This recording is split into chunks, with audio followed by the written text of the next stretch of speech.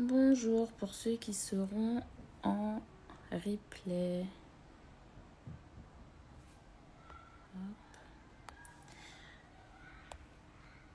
Alors, bonjour à tous ceux qui se connectent, toutes celles qui se connectent.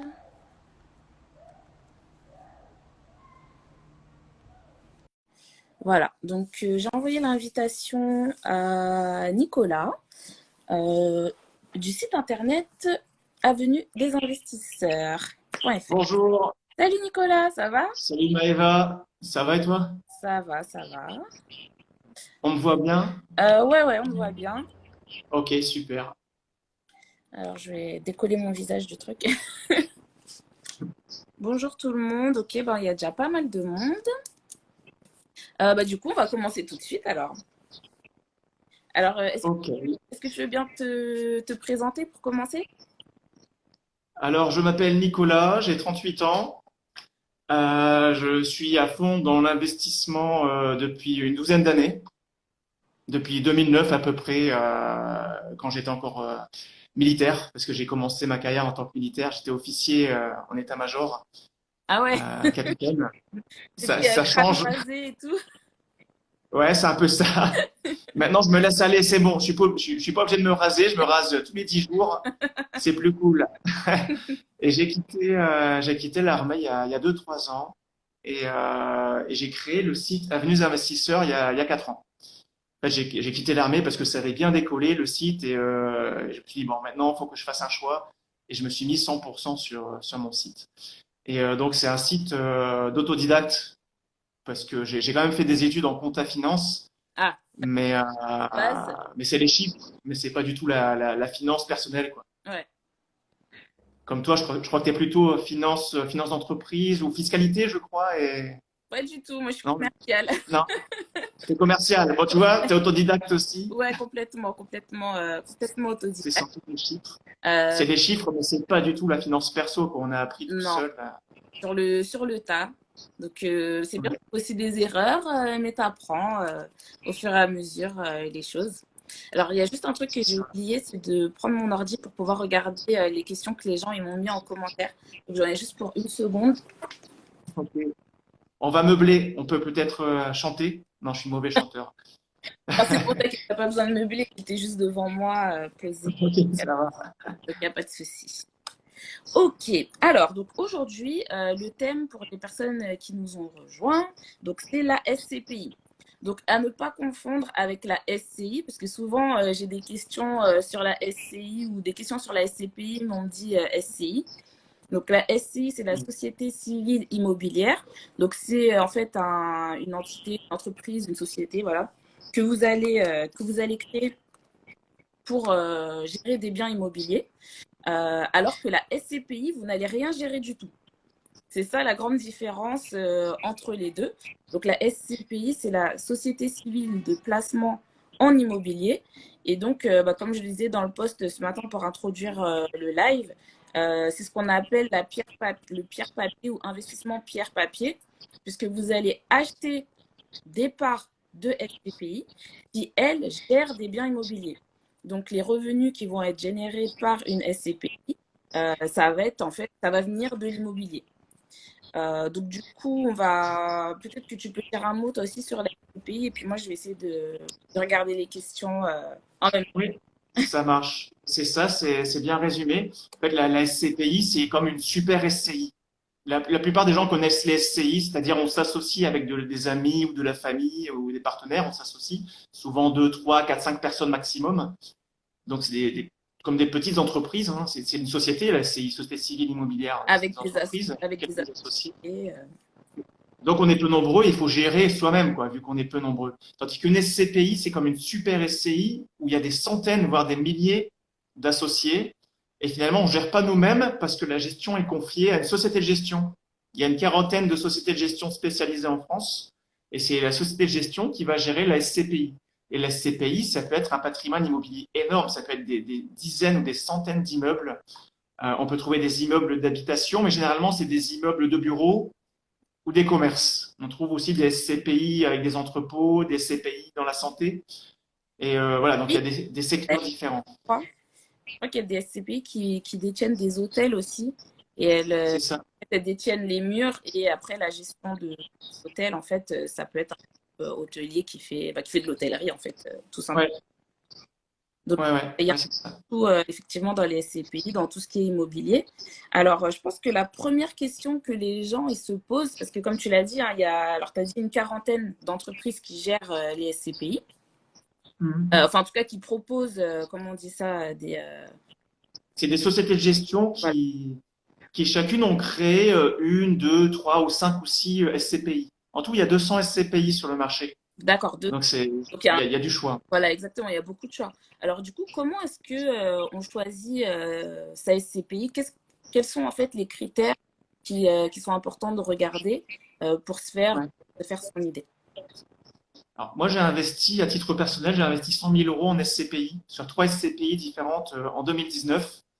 Et les critères que j'avais regardés et que j'invite tout le monde à regarder, c'est d'ailleurs des critères quantitatifs d'abord. Quel est le rendement moyen ces dernières années de la SCPI en question?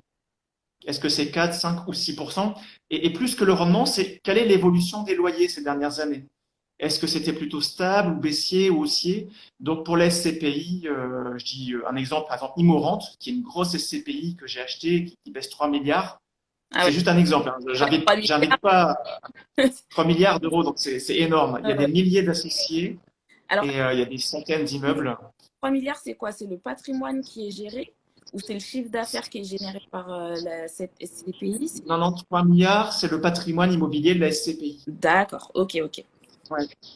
Et donc, c'est des centaines d'immeubles, des milliers d'appartements, de bureaux, de commerces. Et là-dessus, les critères que j'ai regardés, donc, c'est l'évolution du loyer ces dernières années. Quel était le loyer servi pour une part? Par exemple, si la part de la SCPI elle est à 1000 euros, la part est de 1000 euros, on peut acheter par exemple trois parts pour 3000 euros. La part est de 1000 euros. Est-ce que le loyer il était de 50 euros? C'est à peu près cohérent, c'est 5% la moyenne de rendement des SCPI, à peu près 5%. Le loyer était de 50 euros l'année dernière, est-ce qu'il était à 49 ou 48 il y a 2 ans, ou au contraire 51, 52? Donc c'est vraiment le loyer versé par part. Ouais, d'accord, donc tu regardes si c'est d'une part, tu regardes le rendement. Donc là, tu as dit par exemple, c'est un rendement. Ouais. Quand tu mets 1000 euros, tu as 500 euros à la fin de l'année. Euh, 50 euros, donc ça fait 5%. oui, 50 euros, pardon. 500 euros, ça fait Donc ça fait 50%, c'est un beau rendement.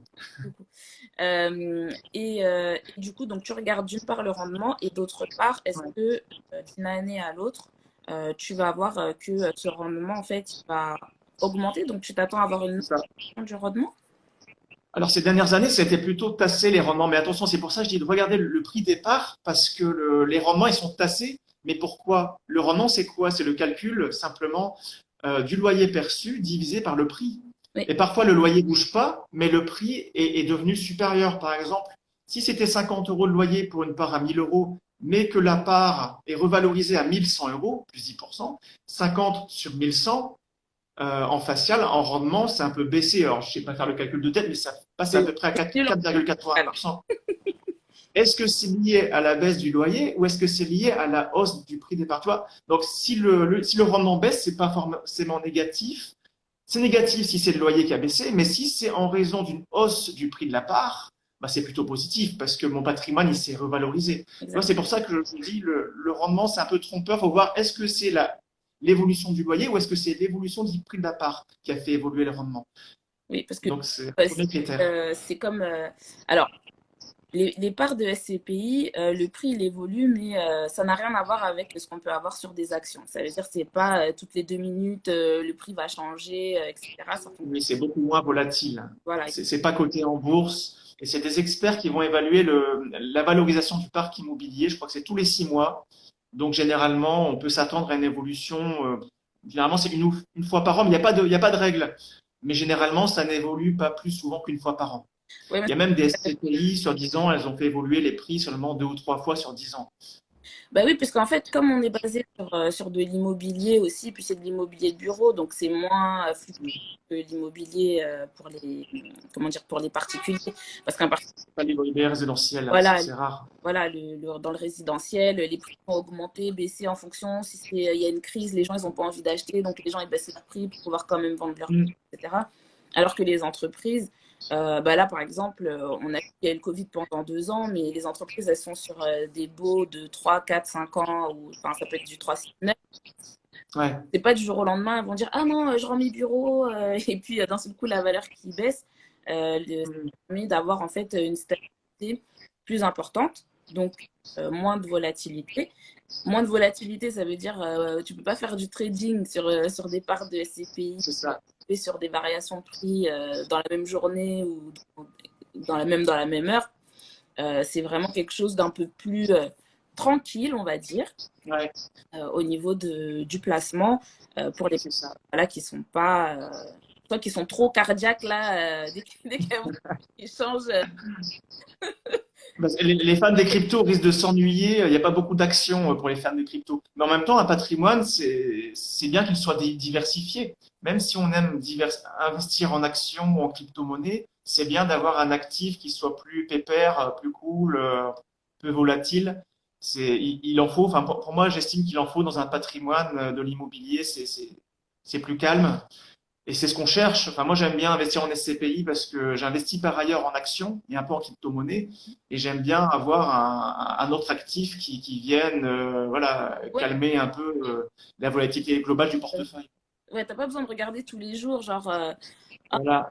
ça a baissé ou est-ce que j'ai loupé une occasion ou machin. C'est vraiment quelque chose de Mm. tranquille où tu Ouais. donnes ta part. Alors, donc, tu as parlé du rendement, tu as parlé L'évolution du prix de la part aussi. l'évolution du prix de la part. Et qu'est-ce que tu regardes d'autre? Parce que forcément, dans les SCPI, alors juste, je fais une pause.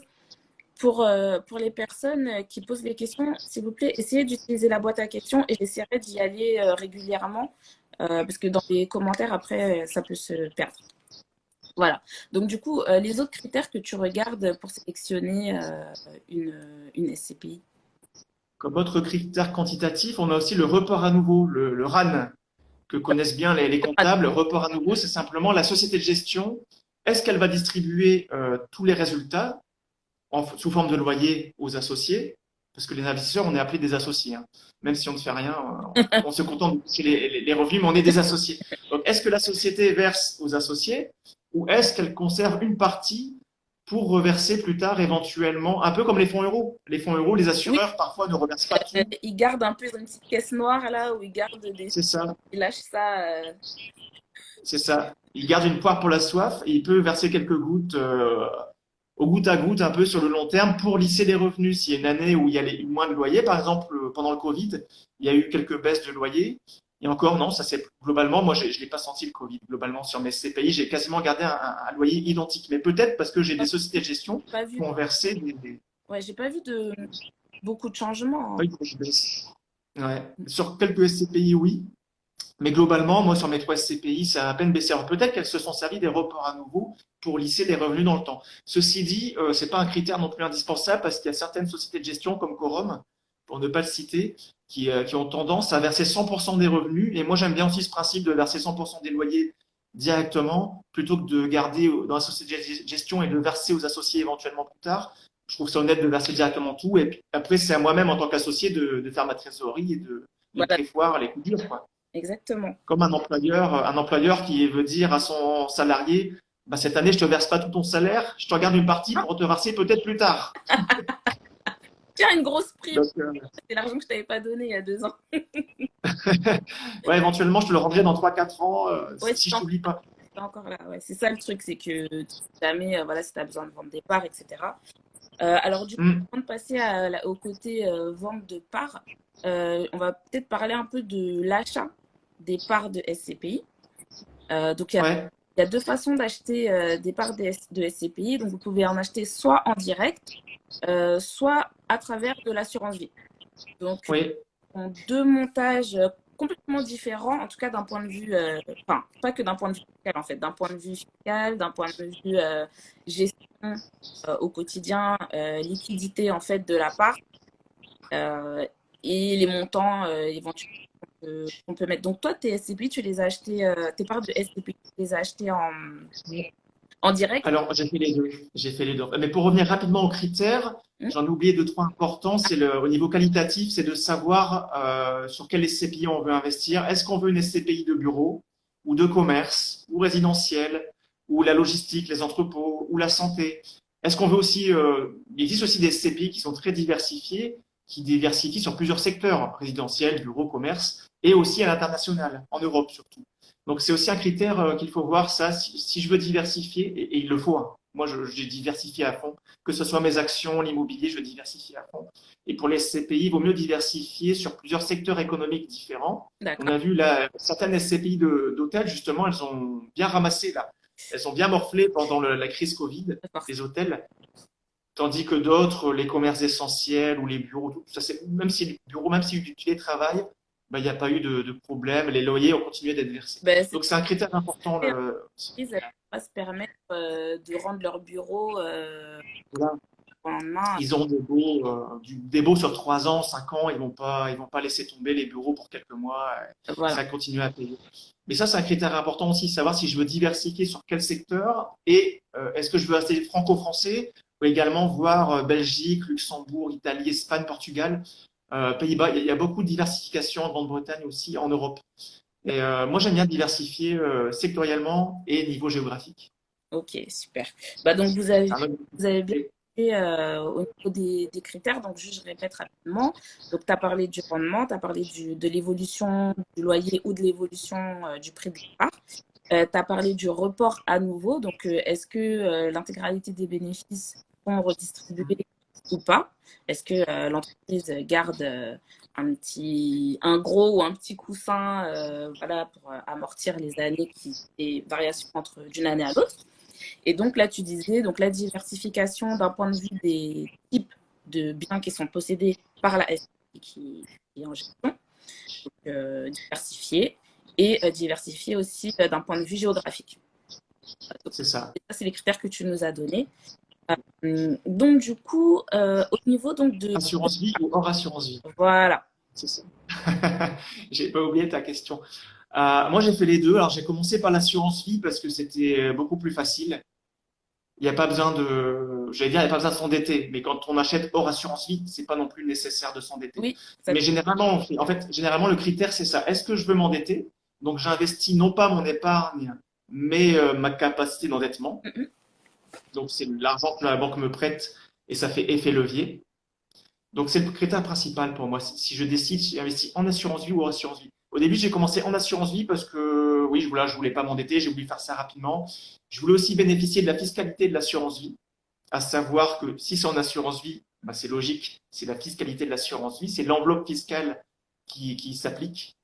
Et là-dessus, c'est intéressant la fiscalité de l'assurance vie parce que si on ne sort pas avant les 8 ans de l'assurance vie, non pas les 8 ans de l'investissement, les 8 ans de l'assurance vie, et ça, c'est important d'ouvrir donc l'assurance vie assez tôt. Même si j'ouvre avec 100 euros et j'investis 5 années plus tard dans les CPI, ça compte. C'est l'ouverture, la date d'ouverture qui compte. Mhm. Donc, si je sors mon argent après les 8 ans d'assurance vie, c'est une niche fiscale. Je ne suis pas imposé à hauteur de 4 600 euros de plus-value par an. Donc, je peux sortir l'équivalent de 10 000, 20 000 euros par an. Si dedans, dans ces 20 000 euros, il y a moins de 4 600 euros de plus-value, il n'y a pas d'impôt sur le revenu. Ouais. Seulement les prélèvements sociaux. Ouais. Donc ça, c'est le côté fiscalité que j'appréciais de l'assurance vie, vu que j'étais en tranche marginale 30%. C'est appréciable d'être imposé à moins, quoi. Voilà, parce que d'être imposé quand on est dans des tranches fiscales assez élevées, que ce soit 30, 41, 45%, Ouais, où ça fait mal les revenus fonciers, parce qu'en fait, tu c'est ça. rien, Voilà. presque rien. Une fois que tu as payé tout tes. Tu peux perdre la moitié, quoi. Ouais, voilà, bah, c'est la moitié, hein, parce que si tu es à 30 plus 17% de Ouais. tu es à 47%. Donc, Quand ça fait- donc l'assurance vie, j'en parle beaucoup. Donc, j'espère que pour les personnes qui sont connectées, vous n'êtes pas trop perdus. Donc, l'assurance vie, c'est un contrat d'épargne qui vous permet de posséder différents types de supports. Et donc, parmi les supports qui sont accessibles à travers l'assurance vie, il y a les SCPI.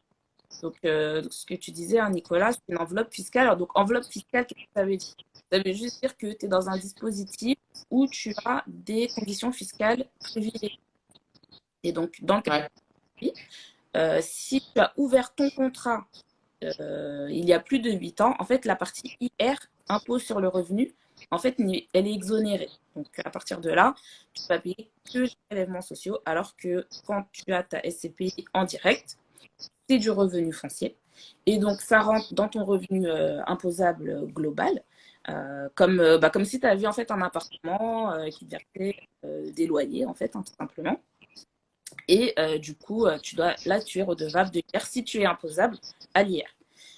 Donc voilà, donc ça c'est un des avantages d'acheter.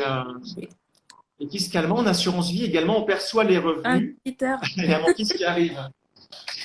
Bon, je vous présente mon fils Achille. Salut Achille. C'est le grand garçon. Allez, va jouer avec maman. Et il expliquera la fiscalité de l'assurance vie dans 15 ans. Il est stagiaire là. Dans 15 ans, c'est lui qui explique. Oui.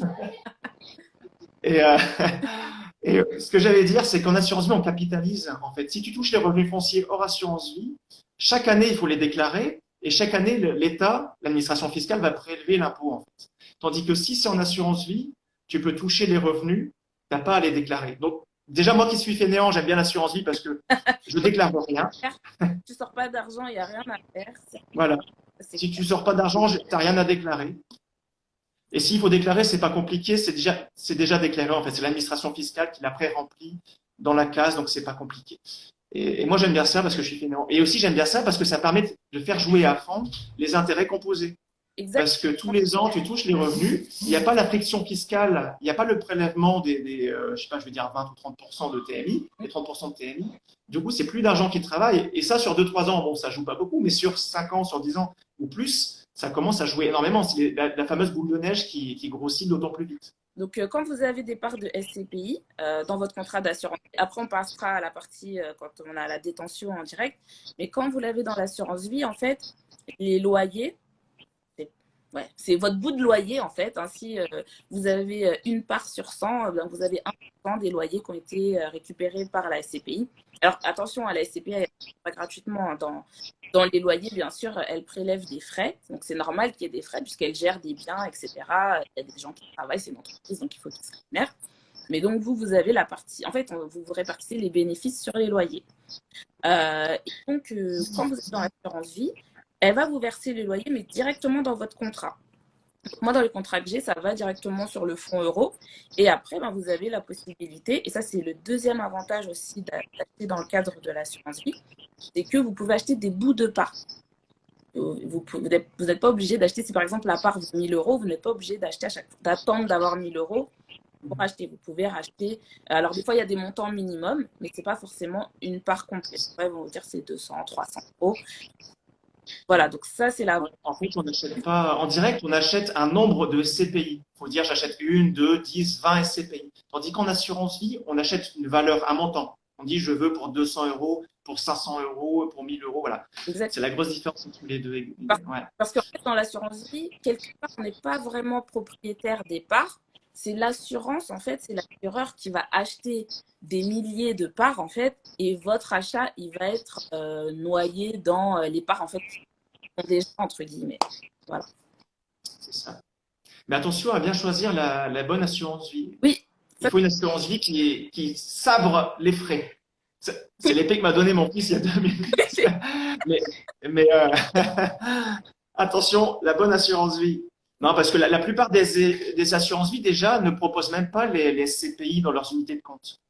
Vous savez, en assurance vie, on a les fonds euros, les unités de compte. Et généralement, les banques classiques, il y a 10, 20 unités de compte qui se battent en duel. C'est des fonds actifs. Il n'y a pas de trackers pour investir en bourse et il n'y a pas de SCPI. Ouais, donc déjà, il faut choisir une bonne assurance vie. Jamais de ces assurances-là, moi. Parce que ça, c'est les vieux contrats tout pourris où les gens disent l'assurance vie. Ah ouais. Et je dis arrêtez avec votre truc, l'assurance vie c'est nul parce que déjà il y a beaucoup de gens qui disent l'assurance vie alors qu'ils parlent que du fonds euro. Oui, l'assurance vie. C'est ça, l'amalgame. Par mois. Par an, pardon. Non, en fait, non, sur l'assurance vie, tu peux avoir les mêmes rendements que sur la bourse. C'est juste qu'il faut que tu prennes les bons supports. Donc, voilà, c'est exactement la même chose. Un tracker World sur un PEA ou un tracker World sur l'assurance vie, c'est la même performance. Exactement. Bah oui, parce que c'est le contenant, c'est juste la fiscalité. Voilà, exactement. Donc, c'est exactement le même produit.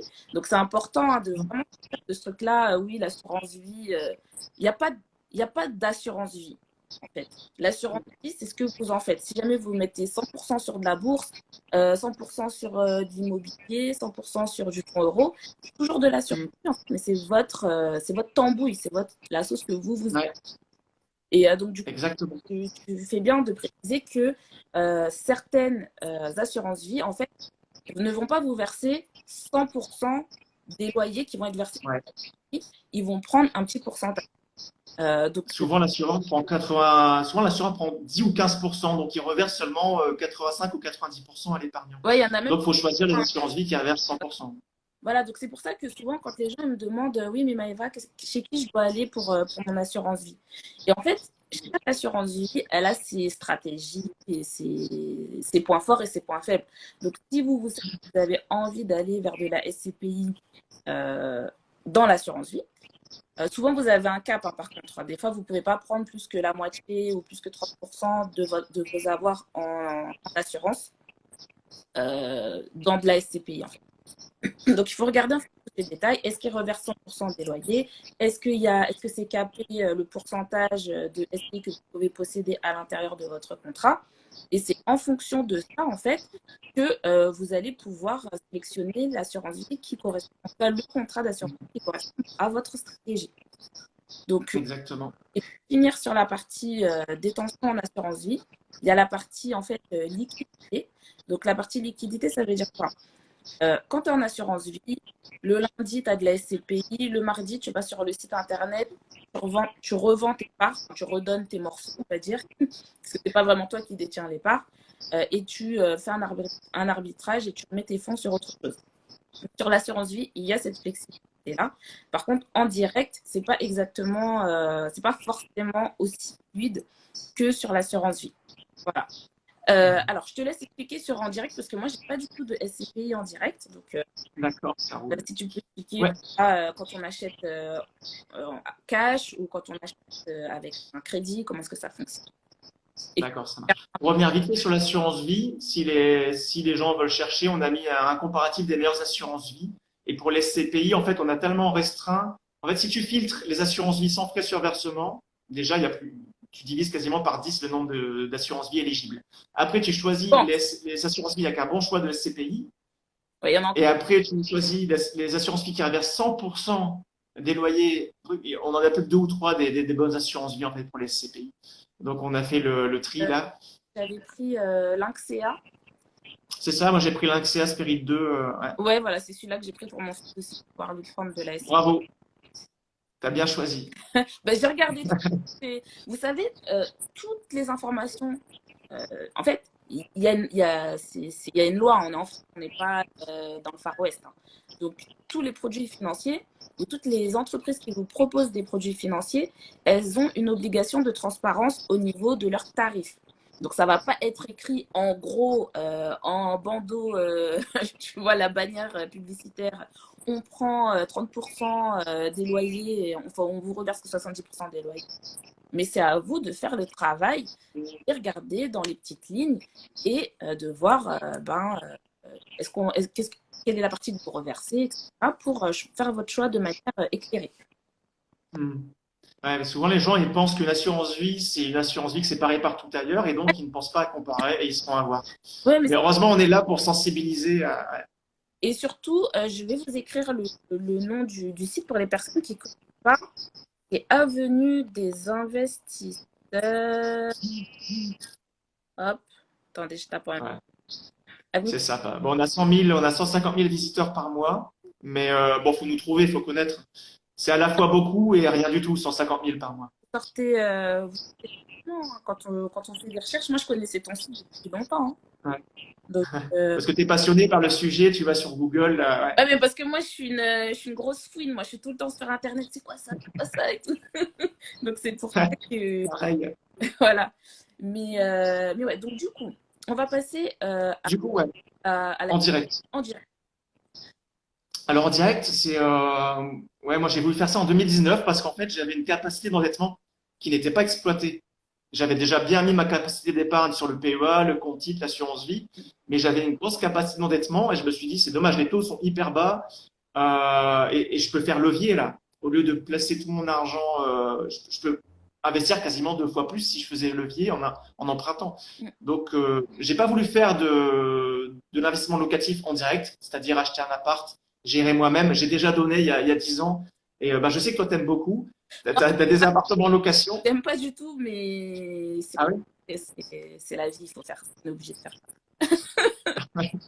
Moi, j'ai voulu le faire, mais ça m'a tellement saoulé il y a 10 ans d'être appelé pour déboucher les chiottes. Genre, ça m'a traumatisé et je me suis dit plus jamais, je Non, non, vends, mais plus jamais.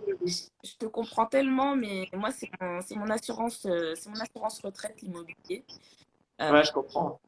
voilà, je subis, voilà, mais C'est un dur moment à passer, mais si c'est rentable, bon. voilà, c'est essentiel pour moi, je pense.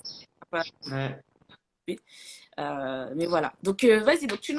tu voulais, Moi, j'ai voulu, tu voulais faire. moi, j'ai voulu l'immobilier aussi parce que c'est essentiel, effectivement, de diversifier dans l'immobilier et d'utiliser sa capacité d'endettement. Oui, Je l'ai pas fait dans le locatif physique parce que j'aime pas gérer et ouais, c'était pas mon truc. Et je me suis dit, quitte à aller chercher 4% de rendement, bah, je vais les chercher en SCPI, je peux les avoir aussi. Parce qu'un appartement, pour avoir plus de 4%, c'est quand même du boulot. Et moi, je veux pas bosser dedans. Donc, à rendement équivalent, je me suis dit, je vais mieux rémunérer mon temps parce que je vais pas bosser et je vais avoir du 4%. ouais. Et je vais m'endetter pareil. Donc, comment j'ai fait? Bah, j'ai expliqué avec les critères. J'ai cherché plusieurs SCPI différentes. Et un critère dont j'ai pas parlé, c'est aussi l'ancienneté de la société de gestion. Je voulais pas avoir une SCPI qui vient juste de débarquer. La société de gestion vient juste d'arriver il y a quelques mois. Elle n'a pas fait ses preuves. Bon, j'étais pas. Donc j'ai pris Immorante, qui était une vieille société de gestion qui a fait ses preuves. Hein. Les SCPI, c'est pas nouveau. On en parle depuis quelques années, mais ça fait 50 ans que ça existe. Ça a démarré dans les années 70. Donc moi, j'ai pris une vieille SCPI qui datait qui a connu la crise des années 80-90, la crise immobilière, qui avait super bien résisté. Et voilà, donc j'ai pris celle-là, j'en ai pris deux autres. Et j'avais 100 000 euros de capacité d'endettement. Enfin, en fait, j'avais plus, mais j'ai voulu garder une marge pour ma résidence principale. J'avais pas encore acheté ma maison, ma résidence principale, Bah, mon appartement à Lille. rebondir sur ce que tu viens de dire par rapport au fait que tu avais une capacité d'emprunt de 100 000 euros. Et c'est vrai que Ouais. En fait, j'avais beaucoup plus, mais j'ai pas voulu exagérer. Je me suis dit plus tard, je vais acheter ma résidence principale, donc je me garde une marge. J'emprunte seulement 100 000 euros. Le reste, j'en aurai besoin dans 2 ans quand j'achèterai ma résidence principale. c'est pourquoi je rebondis là-dessus, parce qu'il y a plein de gens qui disent ouais, mais moi en fait, j'ai pas les moyens. Les Parisiens, par exemple, qui disent qu'ils veulent absolument investir à Paris, etc. Mais bon, avec 100 000 euros à Paris, concrètement, Il y a la place de parking, quoi. C'est ouais, une place de parking. peut-être 2 places de parking et puis ça y est, c'est fini. Donc, Mm. mais c'est bien aussi, voilà, pour dire, pour des personnes qui n'ont pas forcément une forte capacité d'emprunt, en fait, de pouvoir se tourner vers l'immobilier. Donc, c'est pas de l'immobilier où tu as la clé que tu mets dans la porte, etc.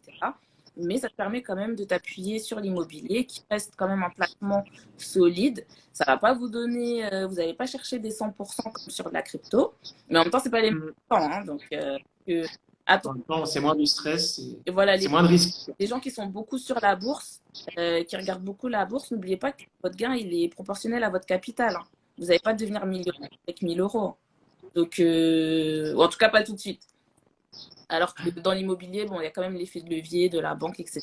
Mm. Donc, du coup, c'est pas pour dire que l'un est mieux que l'autre, mais c'est juste faut être En fait, c'est les deux, c'est complémentaire. les attentes, voilà, qu'on peut avoir.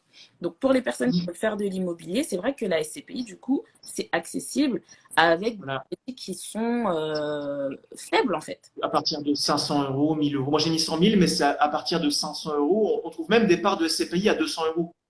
Une des moins chères SCPI, elle est à peu près 187 euros, je crois, le prix de la part. Je dis à peu près, mais c'est précis, 187 euros. Mais pour dire, c'est abordable, quoi.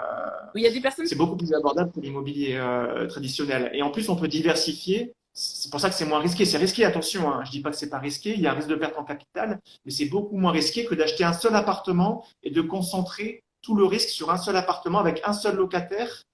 Et en France, la législation, c'est bien ou c'est mal. Hein. Je vais pas me prononcer là-dessus, mais ça protège vachement le locataire qui peut ne pas payer pendant 2 ans ses loyers.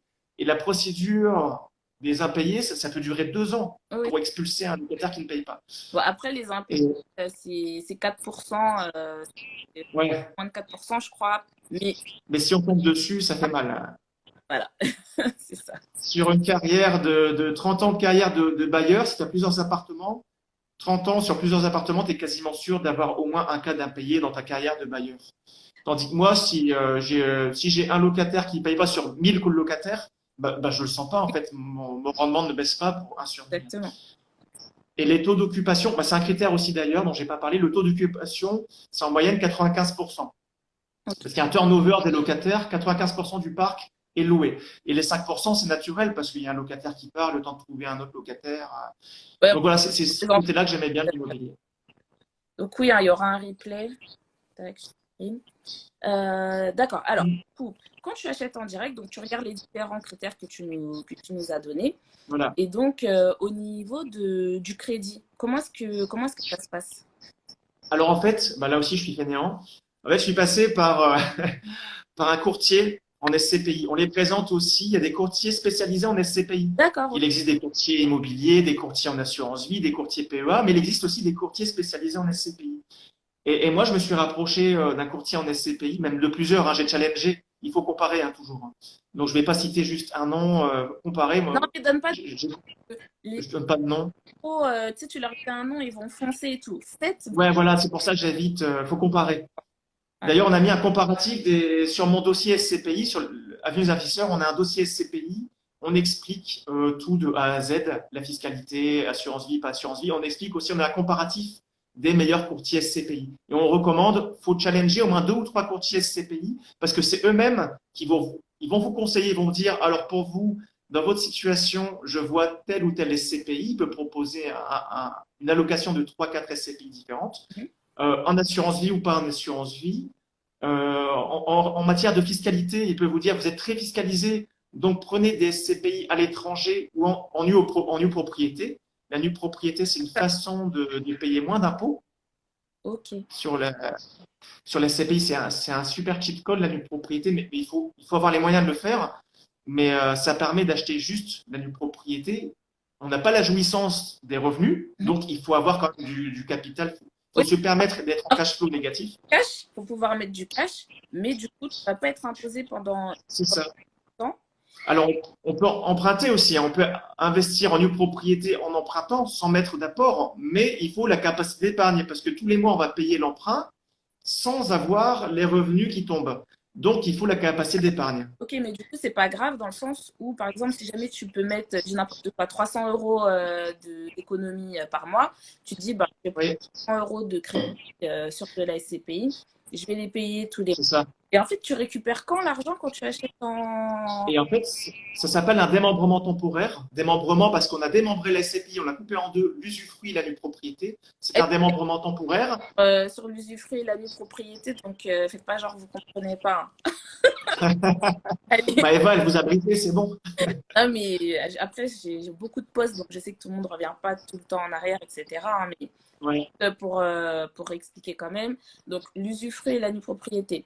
Donc, la pleine propriété, elle est composée de 3 éléments. Donc, vous avez l'usus, le fructus ou fructus, avec le fruit, quoi, et abusus. Donc, quand tu fais un démembrement de propriété, l'usufruitier, il a l'usus et le fructus.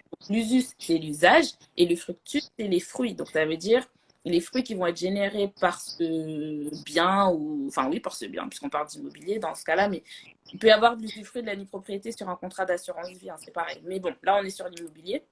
Donc, la personne va pouvoir utiliser les biens et bénéficier des fruits de ce bien. Pendant que la personne qui a la nue propriété, en fait, elle est propriétaire, mais sans pouvoir utiliser et sans pouvoir avoir les fruits du coup de ce bien. Et quand on a la pleine propriété, c'est qu'on a les 3 en même temps. C'est-à-dire qu'on est propriétaire tout court. Voilà. Et là, l'idée, c'est qu'on achète uniquement la nue propriété. Donc, ça veut dire qu'on ne touche pas les revenus, donc on ne touche pas les revenus qui sont liés à ce bien-là. Et quand la phase de démembrement elle est terminée, du coup, qu'est-ce qui se passe? On récupère la pleine propriété et on touche les revenus. Mais l'intérêt de faire ça, c'est pas parce qu'on est maso. C'est pas, je peux pas toucher de revenus. Il y a un intérêt fiscal, premièrement. L'intérêt fiscal, c'est que vu qu'on ne touche pas de revenus, on ne paye pas d'impôt. Parce qu'en France, on a un impôt sur le revenu. Bien. Qui dit pas de revenus, pas d'impôt. C'est l'intérêt fiscal. Et ça, quand on est en tranche marginale d'imposition 30, 41 ou 45, c'est une grosse économie. Et pas non plus de prélèvements sociaux, du coup. Oui. C'est une grosse économie. Et le deuxième intérêt, c'est sans doute le principal, il y a aussi l'intérêt de ne pas payer l'IFI. Si on est assujetti à l'impôt sur la fortune, on ne paye pas l'IFI. Ah, donc Ça ne concerne pas tout le monde, mais c'est l'intérêt aussi. ça rentre dans l'IFI. Donc l'IFI, l'impôt. Ça rentre dans l'avantage fiscal. Ok, d'accord. Et le gros intérêt, c'est surtout le levier, parce que pour la même somme, je vais acheter beaucoup plus de parts, parce que j'achète avec une décote. Si je me prive des droits de propriété, ça me donne une décote. Par exemple, j'achète avec une décote de 30% si je me prive pendant 8 ans de l'usufruit.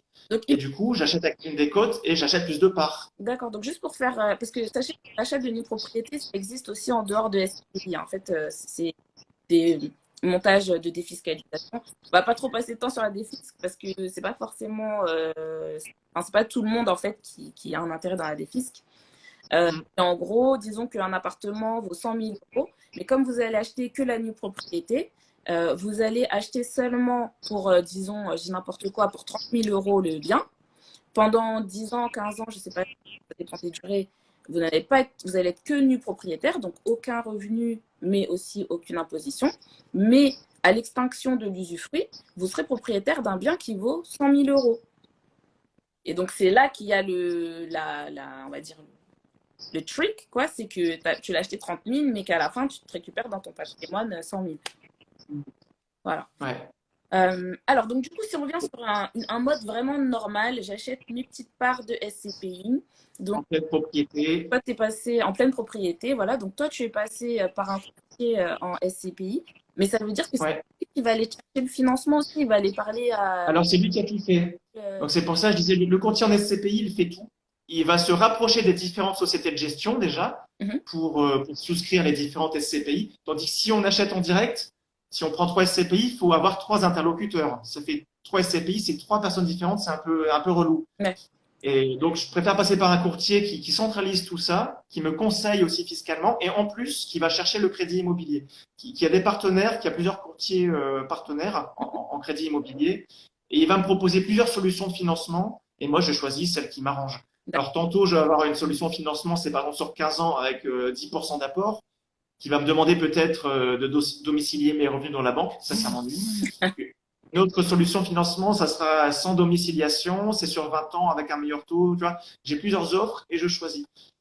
Donc, ouais, c'est ce côté-là que j'ai apprécié aussi, c'est gérer de A à Z, aussi bien le conseil fiscal et conseil d'allocation, mais aussi le crédit immobilier. Et en plus, sans surcouche de frais. Il n'y a pas de frais supplémentaires à passer par le courtier en SCPI. C'est les mêmes frais que j'achète en direct par la SCPI. Oui, d'ailleurs, il faut parler des frais. Il y a aussi ce critère-là. Les SCPI, c'est pas sans frais. Hein. Oui, Ça dépend des SCPI, c'est entre 6 et 10% de frais à l'achat. Voilà. Ah ouais. Et en fait, c'est les mêmes frais. Que j'achète en direct à la société de gestion ou par la SCPI, c'est les mêmes frais. Et j'explique aussi un peu la structure de rémunération parce que maintenant, je suis devenu j'ai passé un master 2 en gestion de patrimoine. Je m'ennuyais l'année dernière et à distance, j'ai passé mon master 2 et j'ai appris un peu les coulisses du métier et j'ai appris le partage de valeur en fait. Comment les mecs étaient payés et les sociétés de gestion, les courtiers, même les conseillers en gestion de patrimoine, quand ils distribuent les SCPI, si la SCPI, par exemple, la SCPI facture 10% de frais, la société de gestion garde 5% et le vendeur, donc le courtier en SCPI ou le conseiller ou la banque, prend 5%. C'est divisé par 2. Chacun prend 5%. Et pour l'épargnant, c'est pareil, c'est 10%. Pareil, en fait, c'est une rémunération globale pour tous les acteurs et qui se sépare en fonction des accords. Ils se partagent le pognon. Exactement. Ouais. Donc, du coup, il y a une petite question qui demande, d'ailleurs, après, il faudra que je vais regarder vos questions, je crois qu'il y en a 9. Donc, au niveau du temps, voilà, parce que la SCPI, c'est de l'immobilier. Hein, on n'est pas sur des actions, vous allez l'acheter le matin à 10 h et la vendre le soir à 16 h parce qu'il y a eu un saut de valeur. Donc, on est plus sur du long terme. Donc, toi, c'est quoi ta recommandation? Il y a Mac qui dit 18 ans. Toi, qu'est-ce que tes recommandations dans les mêmes eaux? Alors moi, mes SCPI, je compte bien les garder à vie, je pense, et les transmettre. Mais au minimum, je considère qu'il faut les garder au moins 10 ans. Ne serait-ce que parce que compter 10% de frais d'achat sur 10 ans, ça fait comme si vous payiez 1% de frais par an. C'est raisonnable. Sans compter, Sur 20 ans, ça fait que 0,5%. voilà, et puis sans compter le fait que la valeur éventuellement peut augmenter et que Voilà, les 10% ne représentent plus 10% sur la valeur globale de. voilà, c'est ça. Moi, les 10% de frais, j'ai déjà des CPI qui ont été revalorisés de 4 ou 5%. Là, en l'espace de 3 ans, j'ai quasiment, mes frais à l'époque, je crois que j'avais 6 ou 7% de frais, j'ai presque amorti les frais. Alors, je pense que dans 3, 4 ans, ça sera totalement amorti, les frais. Et ça s'appelle la valeur de retrait. En fait, quand on achète, il y a une valeur d'achat, et quand on vend, il y a une valeur de retrait. Et les 10% dont je parlais des frais, en fait, on les retrouve, c'est la différence entre la valeur d'achat et la valeur de retrait. Si demain je vends à la valeur de retrait. Par exemple, si j'ai acheté à 200 euros le prix de la part Mhm. et que la valeur de retrait était à 180 euros, c'est là qu'on retrouve les 10% d'écart. Et donc, vous comprenez bien que si vous achetez à 200, mais demain vous revendez à 180, vous avez perdu vos 10%. Donc, le jeu, c'est de garder quand même minimum au moins 10 ans, selon moi, pour amortir les frais. Ok. Alors, tu parlais de la vente. C'est quoi le processus pour vendre sa part quand on a fait en direct et pas à travers une assurance? Alors oui, comme tu disais, en assurance vie, c'est facile. C'est deux, trois clics sur son assurance vie en ligne. C'est liquide. C'est l'assureur qui assure la liquidité. C'est facile. Tandis que les SCPI, alors c'est une autre paire de manches. Ça peut s'étaler sur des mois. Donc ne comptez pas, c'est pas votre épargne de précaution. C'est pas non plus votre épargne liquide que vous allez récupérer en une semaine. Comme un appartement. Un appartement, si je le vends, même si je le vends aujourd'hui, qu'un acheteur signe aujourd'hui, l'offre d'achat, le temps de passer devant le notaire, Non, ça prend au moins 3 mois. machin, etc. Ça prend. Voilà, ça reste. Il y a beaucoup d'inertie. Et les SCPI, c'est pareil, il faut compter au moins 3 mois. C'est au moins 3 mois et ça peut s'étirer même sur 6 mois ou un an. Ça dépend du liquide, de la liquidité, de la demande, la société de gestion. Est-ce qu'elle a de la demande pour acheter des CPI, des parts de SCPI? Il y a un marché secondaire, mais c'est pas le carnet d'ordre de Total ou de la VMH, de Facebook. Non, mais c'est clair. Donc ça peut prendre du temps. Voilà, parce que bah, comme tu l'as dit, même s'il y a même si on peut rentrer avec un petit temps, si c'est des SPI où voilà, la part elle vaut 1000 euros ou 2000 euros et que voilà, il faut trouver des personnes qui vont mettre les montants, etc. Donc, en fait, comme ce sont des parts, c'est comme sur le marché financier en fait. Il faut qu'il y ait un acheteur, il faut qu'il y ait un vendeur et un acheteur. Donc, le temps de Ouais. l'acheteur, ça peut prendre du temps. Donc, bah, comme tu l'as bien précisé, c'est très important. La SCPI, ce n'est pas fait pour l'épargne de précaution. Autant, je vous dis, Mhm. l'épargne de précaution, vous pouvez la diviser entre le livret et éventuellement l'assurance vie avec le fonds euro pour que ce soit, voilà, pour pas qu'il y ait de variation. Même si vous allez attendre 24, 48 heures, 72 heures, le temps qu'il vous débloque l'argent. Mais pour la SCPI, ce n'est pas liquide. C'est-à-dire que vous devez Mhm. vous ne mettez pas l'argent que vous mettez de côté pour vos vacances, comme ça, ce serait pas très malin. Donc, ta question, C'est loin. dans la boîte à questions, je vais prendre les questions. Alors, donc c'est quoi la TMI? Donc la TMI, c'est la tranche marginale d'imposition. Donc c'est très important hein, quand on fait de l'immobilier, puisque les revenus fonciers rentrent dans les revenus. Donc, il y a la tranche à 0, ensuite 11, ensuite 30, 41 et 45. Alors, quel est le montant minimum? Quelle est la durée minimum du placement? Ça, on en a répondu. Hein, ça dépend Ah d'ailleurs, des ouais, excuse-moi. gestions. Ouais, ah bah, au sujet de la TMI, oui, vous êtes imposé à 30%. Enfin, vous êtes imposé à votre TMI, mais quand même, vous pouvez déduire les intérêts d'emprunt et l'assurance. Comme l'immobilier locatif classique, hein, vous êtes aux frais réels et donc vous allez déduire de vos revenus locatifs touchés. Vous déduisez d'abord vos charges et ensuite vous êtes imposé sur ce qu'il reste. Et moi, ces dernières années, je crois que j'ai quasiment pas été imposable parce qu'il y a d'une part les intérêts propres à l'SCPI, parce que vous avez la société de gestion aussi qui emprunte pour acheter. Donc, on déclare à la fois les intérêts propres de l'SCPI et en plus les intérêts que vous avez vous-même payés en empruntant. Donc, ça fait pas mal de charges et ouais, les premières années, en plus, il y a les frais d'achat.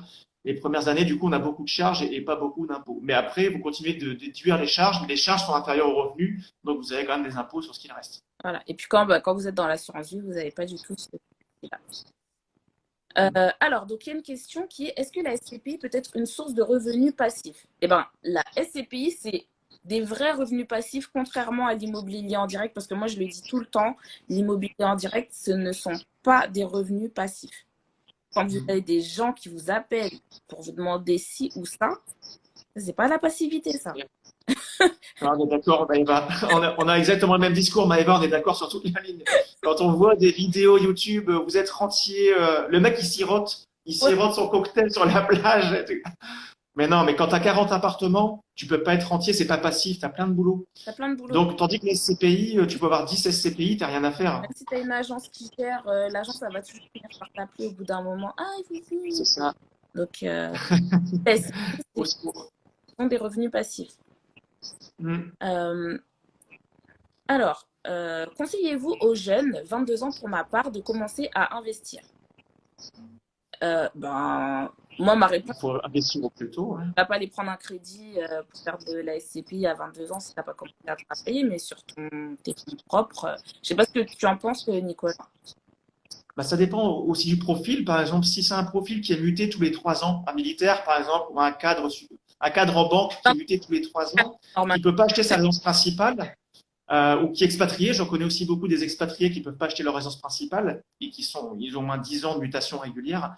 Dans ce cas-là, oui, on peut s'endetter, mais raisonnablement, bien sûr, mais on peut s'endetter. Ouais, mais là, si tu as Et une expérience, tu es un jeune. Elle est demandée pour les jeunes. Même si je me considère même moi, étant jeune, mais on est toujours jeune, ouais. C'est dans la tête. ouais, c'est dans la tête. C'est ce qu'on dit quand on commence à devenir vieux. Ça craint. Mais même quand on est jeune, hein, je connais des gens très jeunes, 20-25 ans, sortis d'études, s'ils sont expatriés, ils sont souvent mutés. Mais moi, j'étais militaire, j'étais souvent muté. Ben, j'ai commencé à m'endetter pour autre chose que ma résidence principale parce que je savais que j'allais muter tous les 3 ans et que ça allait durer un bon bout de temps. J'ai acheté ma résidence principale seulement il y a un an, à l'âge de 37 ans. Donc dans ces eaux-là, oui. Maintenant, si on est jeune et qu'on pense acheter sa résidence principale dans 5 ans, non. Ou alors, vous endettez, mais très raisonnablement, comme je l'ai fait, une petite partie, pour garder une grosse partie de la capacité d'endettement pour la résidence principale. Oui, oui, oui, oui. Alors, bonne question de Samy qui demande comment pallier la perte des frais de souscription en cas de revente des parts. Ah bah là, là, c'est perdu. Oui, alors, parce qu'il faut voir deux choses. Tu as, en fait, tu souscris à ta part, tu payes certes tes frais, mais après, tu vas toucher tes loyers. Donc, en fait, il faut que tu considères aussi les loyers nets d'impôts, de te dire, bah voilà, j'ai payé 1000 euros de frais, par exemple, j'ai mis 10 000, j'ai payé 1000 euros de frais. Et ben, quand j'ai retouché 1000 euros de loyer net d'impôts, ben là, en fait, j'aurais amorti mes frais, déjà de base. Et à partir de là, tu vas commencer à gagner de l'argent. Donc, mais c'est pour ça qu'on a dit, hein, c'est un investissement qu'il faut faire sur le moyen long terme. C'est pas C'est comme, et puis après, maintenant j'ai envie de faire de la crypto. Non, là, c'est pas sur un coup de tête. voilà. Mais c'est comme un appartement. Si tu achètes l'appartement 100 000 euros, en fait, ça coûte 108 000 euros Oui, avec les frais de notaire. Ça coûte 108 000, mais ça vaut 100 000. C'est la différence entre coûter et valoir.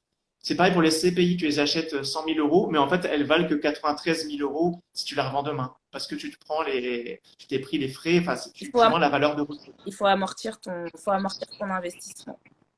Ouais. Alors, Il faut espérer que les parts augmentent. Si tu investis sur 10 ans, je pense que les parts, elles seront quasiment à la valeur que tu as payée.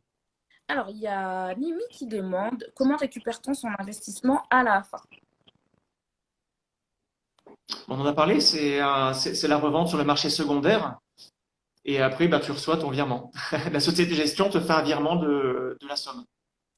Voilà, donc tu vends tes parts. C'est comme si tu avais ton appart et puis tu vends ton appart au prix du marché. Alors, ça, on en a déjà parlé. Euh, alors, peut-on s'endetter en plusieurs fois à mesure que notre capacité d'endettement augmente pour investir en SCPI? Ouais. Moi, j'ai acheté en 2009 pour 100 000 euros. Et là, en 2022, je suis en train de réécrire un article pour encore une fois raconter ma nouvelle expérience. Parce que je suis en pleine signature, je suis en train de signer les offres de SCPI, les offres de prêt. Je me réendette encore une fois pour acheter d'autres SCPI. J'en avais 3. Bientôt, j'en aurai 4, 5, 6. Je vais en acheter encore 2, je pense, 2 ou 3 cette année. Mais oui, du moment que tu as une capacité d'endettement, tu peux te réendetter autant que tu veux. Et moi, en fait, c'est mon truc pour s'enrichir d'autant plus vite, c'est de maximiser ma capacité d'épargne et maximiser ma capacité d'endettement. J'ai acheté ma résidence principale il y a un an, mais j'avais été trop prudent il y a quelques années, en 2019, en prenant que 100 000 euros de crédit. Mhm. Finalement, j'ai encore une grosse marge d'endettement, donc je vais maximiser autant que je peux ma capacité d'endettement, parce que ça fait beaucoup plus d'argent qui travaille si tu t'endettes à hauteur de ta capacité max. C'est vrai, c'est vrai. Du coup, je me posais une question. Toi, tu es marié. Enfin, je sais pas si tu es marié. En tout cas, tu es en couple. Marié, Marié, voilà. Quand en tu... séparation de biens, si tu veux tout savoir. Très bien. J'espère que madame... Vaut mieux, vaut mieux. Je crois que tu avais fait un post là-dessus, j'avais lu il y a quelques mois, je crois, une Oui, publication. oui, oui, bah oui, non, mais bon. On va pas discuter de la séparation bien aujourd'hui parce que sinon, les gens vont... Ouais, Quand par exemple tu es... donc toi, la question se pose d'autant plus vu que vous êtes en séparation de biens. Est-ce que sur la SCPI, on peut investir à deux ou est-ce que c'est un investissement, entre guillemets, personnel comme un contrat d'assurance vie, tu vois, ou c'est juste à ton nom? disons, si tu es en communauté, c'est indirectement le patrimoine de ton conjoint, si tu es Oui, marié en communauté. Mais sinon, ça se souscrit, c'est personnel. c'est personnel, d'accord. C'est personnel. Qui sont pacsés ou en séparation de biens ou juste des concubins, Ou en communauté, tu peux le faire, c'est personnel. voilà. Mais par contre, quand tu es, en communauté, hein, ça vous savez déjà, hein, quand vous êtes en communauté, mettez-vous, mariez-vous en communauté avec des gens qui sont câblés comme vous. Parce que si vous Hein. êtes de votre côté en train d'investir comme un ou comme une malade et que l'autre il est là, oh ouais, je m'en fous et tout, n'oubliez pas Ouais. que à la fin, dans un cas sur deux, C'est moite-moite. les C'est statistiques, moite-moite. c'est moitié-moitié. Donc assurez-vous que Hmm. voilà. On sent l'expérience là. Non, parce que moi j'ai jamais été Non? mariée, donc j'ai jamais eu besoin Ah, j'ai jamais eu besoin de diviser quoi que ce bon, soit. ça va. Fort heureux. Tu y as échappé. Moi, j'y ai pas échappé. Désolée, désolée. Mais c'est pour ça, après, tu te remaries, mais en séparation de biens, tu es vacciné. Et là, bon, ok, on s'aime, mais que les sentiments, pas les comptes en banque. Ouais. Alors là, je vais juste regarder vite fait les gens qui avaient mis des questions sur le pot. Alors, donc il y avait une personne qui demandait mieux vaut-il acheter à crédit ou via une assurance vie? Si tu veux bien, moi je vais faire Ça ta dépend. réponse et puis toi je te laisse faire ta réponse après. Euh, Vas-y. Moi je pense que ça dépend vraiment de ta stratégie et de ton niveau d'imposition aussi. Parce que quand tu es, t'es à 30%, 41%, 45%, faire rentrer des revenus, moi en tout cas, comme je suis dans une tranche assez haute de prélèvement, j'essaye de ne faire rentrer aucun revenu dans mon assiette fiscale. C'est pas de l'assurance vie, soit j'achète des biens en SCI. Et d'ailleurs, est-ce qu'une SCI peut acheter des parts de SCPI? Je pense que oui. Bonne question. Dans son statut, la SCI, c'est l'investissement immobilier. Donc, en principe, c'est dans l'objet de la société. En principe, c'est bon. Donc, plusieurs associés peuvent créer une SCI et investir en SCPI. Là, comme ça, je vois rien qui s'y oppose. Ouais, ouais. Non, non, je pense que tu peux. Hein. Je pense que tu peux Ouais. utiliser la En SARL, on le fait aussi d'ailleurs. Il n'y a pas que les SCI, il y a les CRL. Et j'en connais qui investissent via leur SARL, leur holding. Ils l'ont mis en holding patrimonial, les SARL, Ouais, et ils investissent en SCPI dedans. voilà. C'est possible. Alors, donc, du coup, toi, ton avis entre l'assurance vie. Tu as très bien répondu. C'est pour ça que je pensais que tu étais fiscaliste au départ. Je suis fiscaliste par défaut parce que je suis tellement, Parce que tu as appris sur le tas. j'ai tellement massacré que je suis obligée Voilà. de Si tu connaître. n'apprends pas, tu te fais massacrer, tu es obligé d'apprendre, quoi. Voilà, c'est sous les coups. Tu sais, il y a deux façons d'apprendre. Hein. Donc, c'est soit dans la douleur, Mm. l'expérience des autres. Donc, je prends l'expérience du site. Service. Bien joué. Bien joué. Vaut mieux comme ça, Ouais, ouais. plutôt que de se faire. Et- Mais oui, c'est ça, c'est en fonction déjà. Est-ce que tu as une capacité d'épargne ou une capacité d'endettement? Déjà, si tu n'as qu'une capacité d'épargne, bah, tu n'as pas le choix, c'est l'assurance vie. Et ensuite, c'est la question, voilà, est-ce que tu veux optimiser fiscalement? Si oui, l'assurance vie, c'est génial, on l'a vu. Et si oui, tu peux aussi optimiser fiscalement, comme on l'a vu, tu voulais pas de revenus, mais tu peux donc acheter simplement la propriété sur 5 ans ou 10 ans ou 15 ans. Tu as une décote différente, bien sûr, mais sur 5, 10 ans, 15 ans, tu choisis, tu achètes en propriété, comme ça, tu touches pas les revenus. Et comme ça, dans 10 ans, par exemple, si ça dure 10 ans, il y a le démembrement. Dans 10 ans, quand tu es moins imposé, peut-être, tu ne seras pas retraité d'ici là, mais dans- admettons dans 20 ans ou un peu trop jeune. Dans... t'es encore trop jeune. Et souvent, c'est les gens, avant d'être retraités, Ouais, il y a des investissements 5 ans ou 10 ans, vraiment de ton âge, en fait, hein. Parce que c'est vrai ça dépend de ton âge. que tu vas être à la retraite dans 10, 15 ans et que tu sais Voilà. que, en gros, ton revenu va être divisé par deux, hein, je fais un truc. Là, ça vaut le coup d'acheter en une propriété. Parce que tu vas défiscaliser, si on veut, à 30 ou 41 ou 45%. Mais quand tu seras retraité, tu seras seulement en tranche 11%. Du coup, c'est hyper rentable de ne pas avoir de revenus quand tu es en tranche 30 et plus Mm, mm. et de toucher les revenus à partir du moment où tu es en tranche 11. C'est Là, c'est super intéressant ce montage. c'est la même chose avec le PER. Le PER, c'est bien quand tu sais que tu Voilà, vas sortir à la retraite. Mais c'est t'imagines, ça. tu es à 30% et tu sors l'argent, tu es à 45%. Là, ça fait mal. Rien c'est comme Mais si. en principe, c'est Et un cas qui se produit rarement. Généralement, tu as moins de revenus à la retraite. Mais si ça arrive, ça fait. quand tu rentres dans le PER tôt et que, par exemple, tu achètes une résidence principale, Ah après oui. divorce à 45 ans. D'ailleurs, je suis sûre qu'ils ont rajouté la résidence principale justement spécifiquement pour les gens qui sont divorcés. C'est pas écrit, mais Ah, peut-être. quasiment. Ouais, bien vu. Et Ouais. il me dit que Et du coup, tu as ça, ou alors les SCPI à l'étranger, qui investissent à l'étranger. Ça permet aussi d'être beaucoup moins imposé. ça, Et moi, maintenant, c'est ce que je vais faire. ouais, ça m'intéresse beaucoup. Je vais regarder de ce côté-là, moi. Et le Ouais. live, c'est aussi pour moi, les gens. Ne croyez pas que c'est pour vous, hein. Et oui, donc, et par rapport au crédit et l'assurance vie, tu ne peux pas acheter des parts SCPI en assurance vie par le biais du crédit immobilier.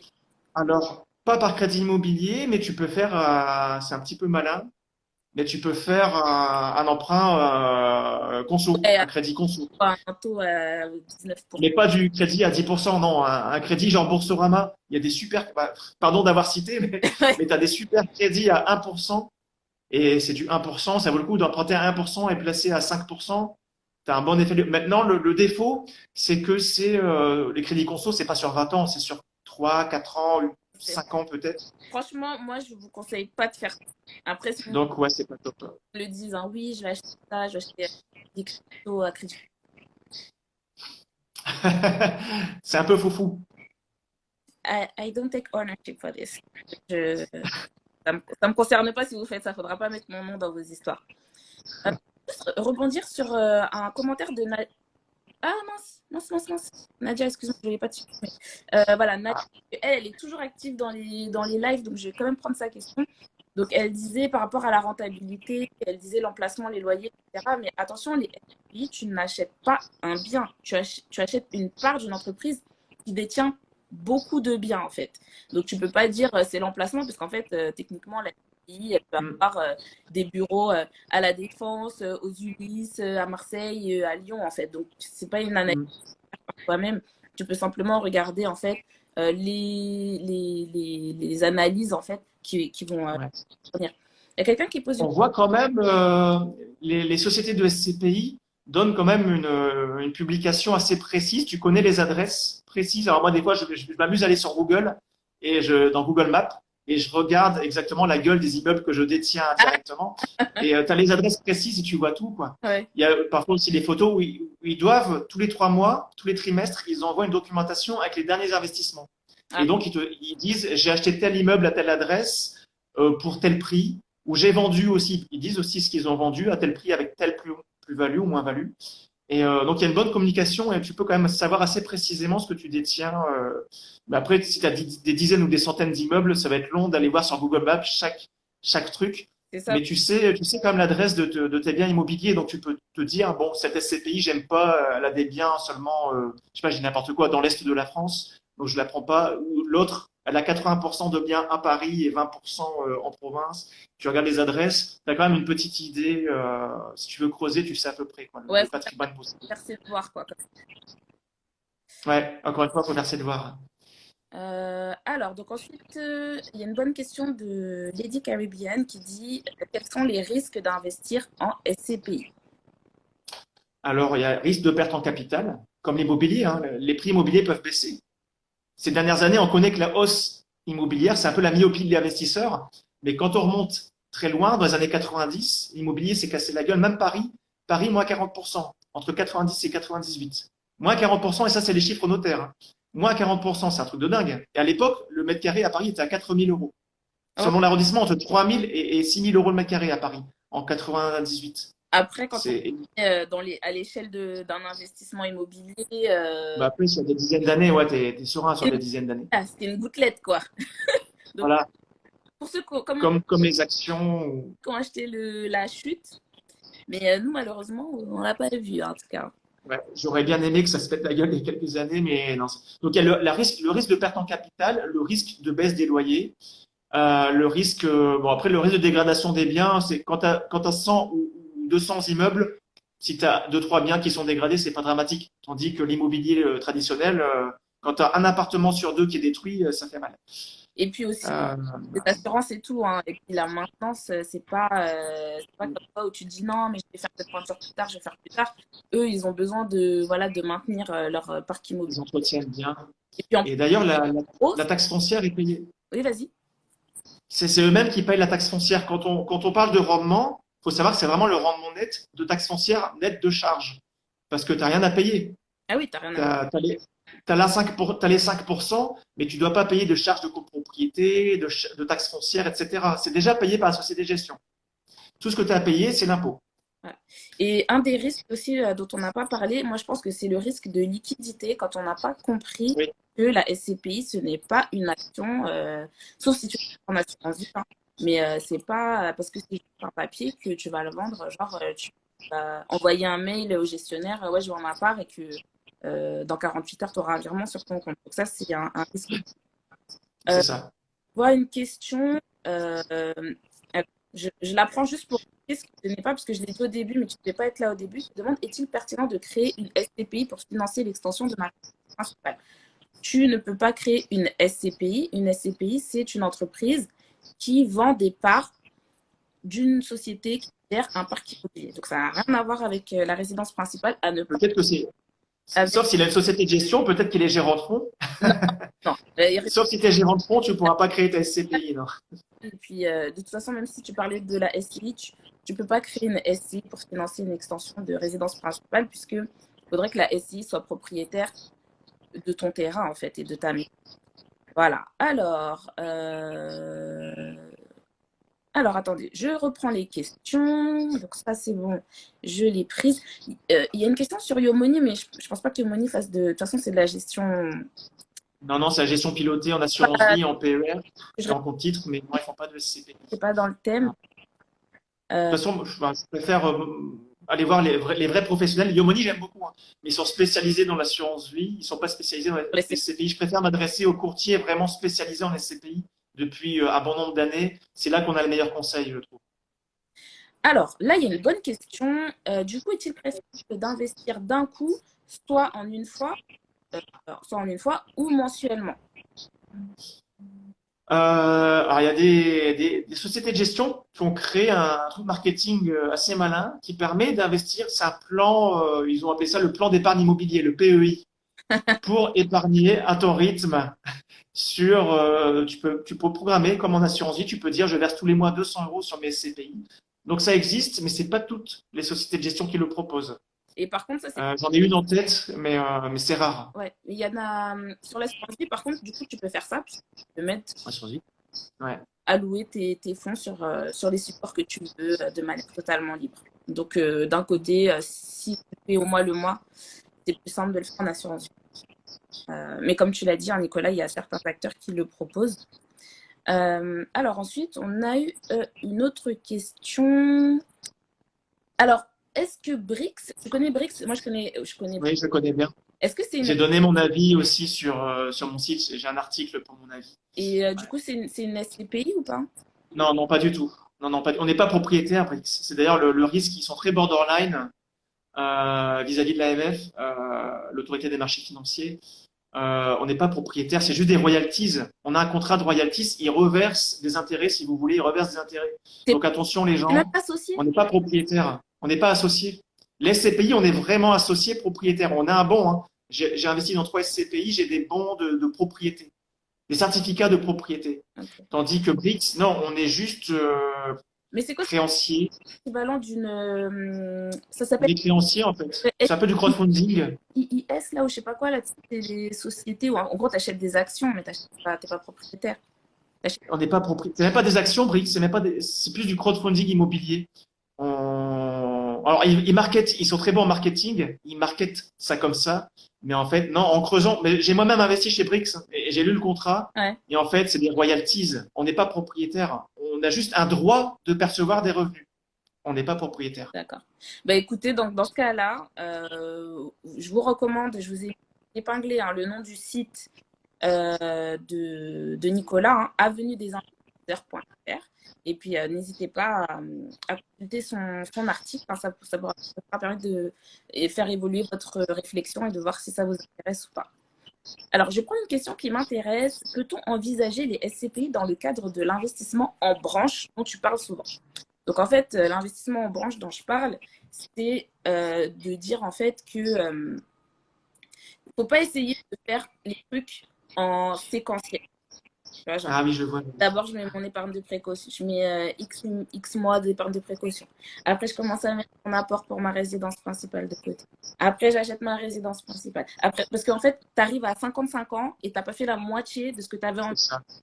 Donc, l'idée de la comment dire, Les branches. des branches, c'est de commencer à mettre sa base en place. Donc, son épargne de précaution, mais vous n'avez pas forcément, pour les gens qui veulent mettre 6 mois, moi je ne trouve pas qu'en France, ça soit utile d'avoir 6 mois de salaire. Pour moi, ça suffit. 3 3 mois de mois, dépenses, c'est déjà pas mal, hein. c'est très bien. Et donc, du coup, bah, vous commencez, vous avez peut-être déjà 1000, 2000, 3000 euros. Bon, peut-être que 3000 euros, pour vous, ça fait déjà 2 mois de salaire, hein, mais voilà, 2 000 à 3 000 euros. Et puis après, vous commencez déjà à regarder quelque chose. Donc, effectivement, vous pouvez aller vers de la SCPI. C'est plus facile dans l'assurance vie parce que vous pouvez commencer à mettre. Bon, il y a quand même un truc d'entrée hein, au départ, on est obligé de mettre 200. Enfin, ça dépend des SCPI, mais souvent vous avez un 200 ou une part.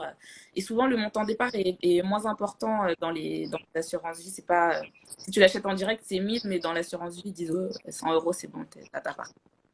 Donc, oui, effectivement, la SCPI, c'est une bonne idée.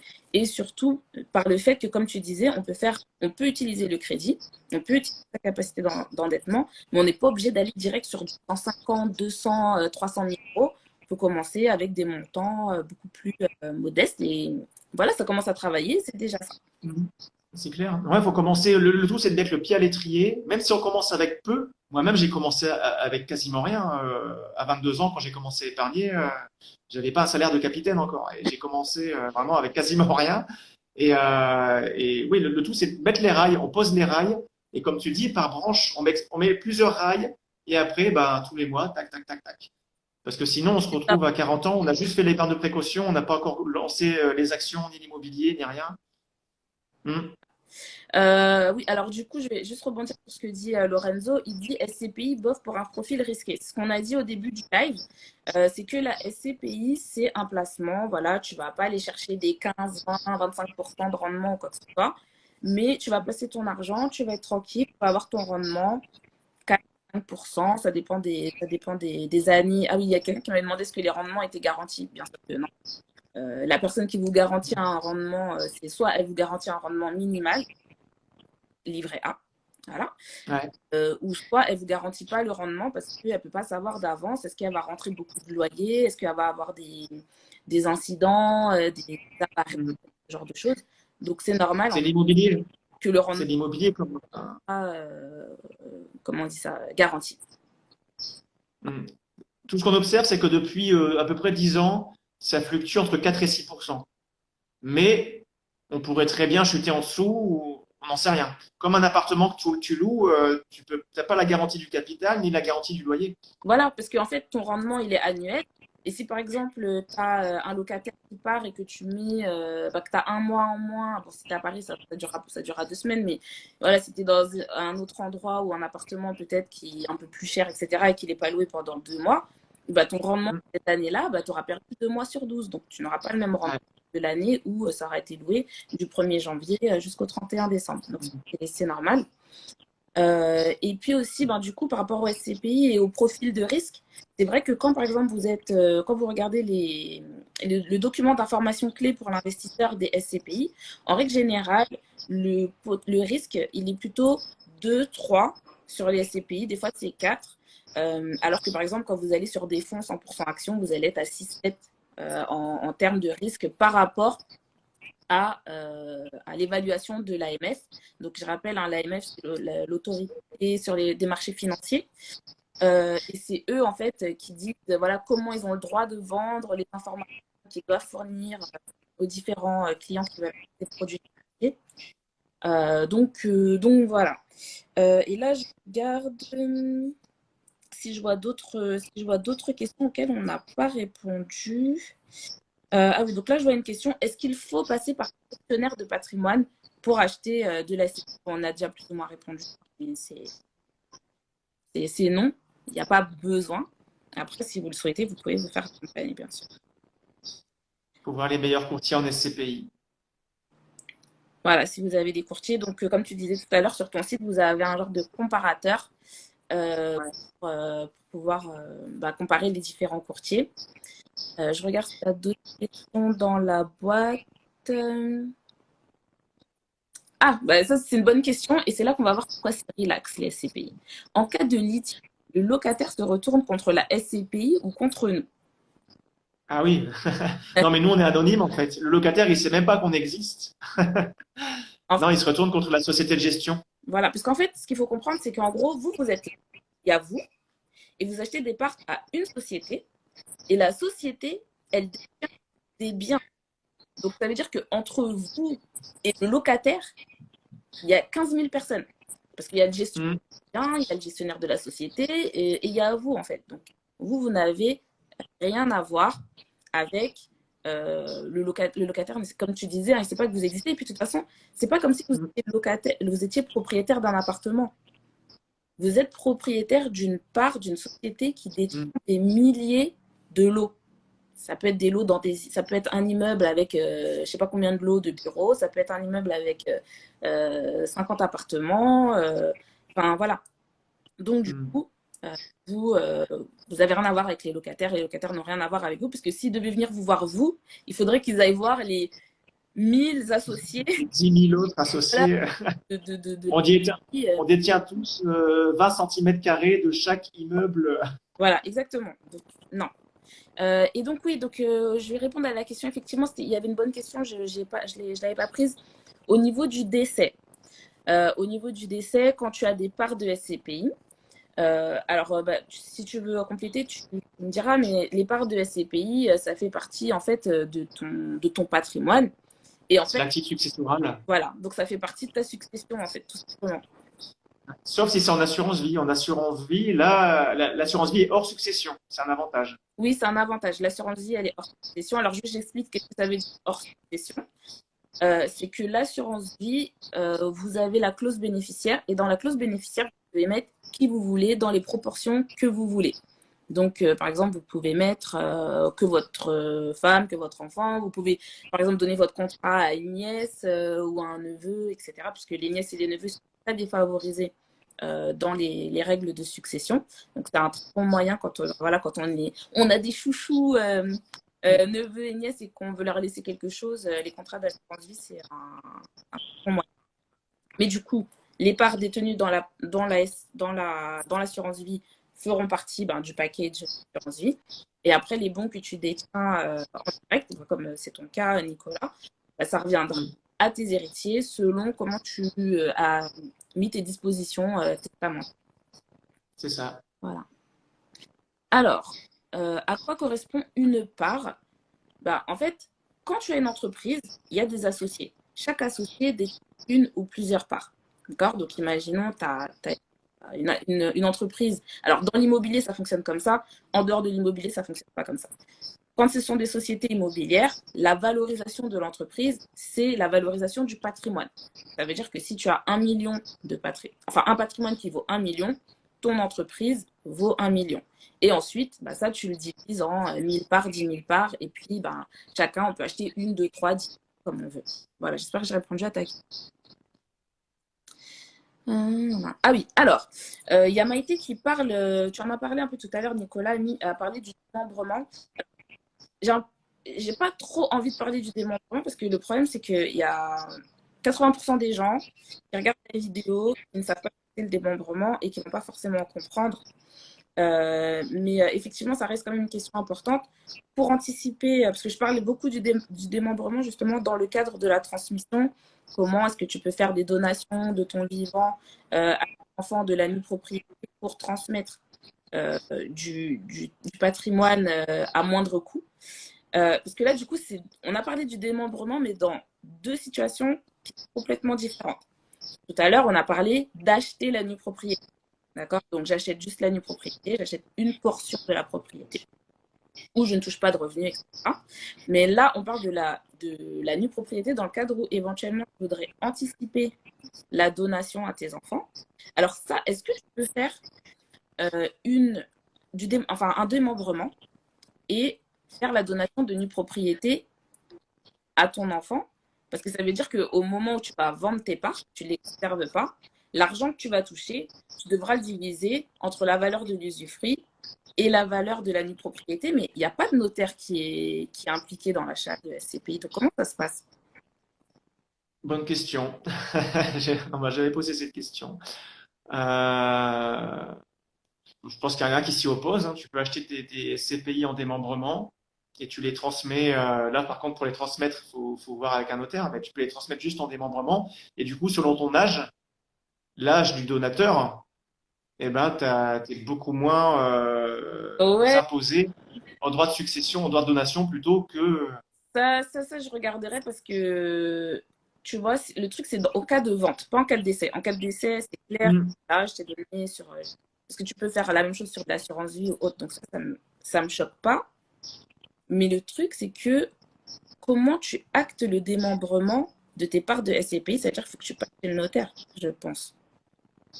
Bon, bref, je Au recherche. moment où, au moment où tu achètes en nue propriété ou en usufruit, tu n'as même pas besoin de passer devant le notaire. Mais par contre, c'est quand, si Non, tu fais une donation, là oui. oui, voilà, faut passer chez le notaire parce que sinon, comment ton enfant il va pas se faire, tu vois, Hmm. arnaquer. Oh, je l'ai vendu, ah, j'ai oublié de te le dire. Euh, alors, il y a Tiff qui demande quelle plateforme SCPI conseillez-vous? Alors, attention, moi je dis que je ne veux pas conseiller de plateforme. On a dit tout à Faut l'heure comparer. qu'il faut faire ses devoirs. Donc, faire ses devoirs, ça veut dire quoi? C'est regarder les différents éléments dont tu as parlé tout à l'heure. Je l'ai redit pour les personnes qui n'étaient pas là au début. Donc, tu parlais du rendement, tu parlais de l'évolution du prix de la part et l'évolution des loyers. Tu as parlé du RAN, donc c'est du report à nouveau, distribution des bénéfices. On a parlé des frais aussi. Des frais, qu'est-ce que ça coûte?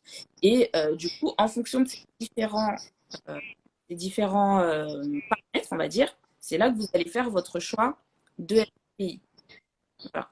Et après, ça vous de choisir si vous les achetez en direct ou via l'assurance.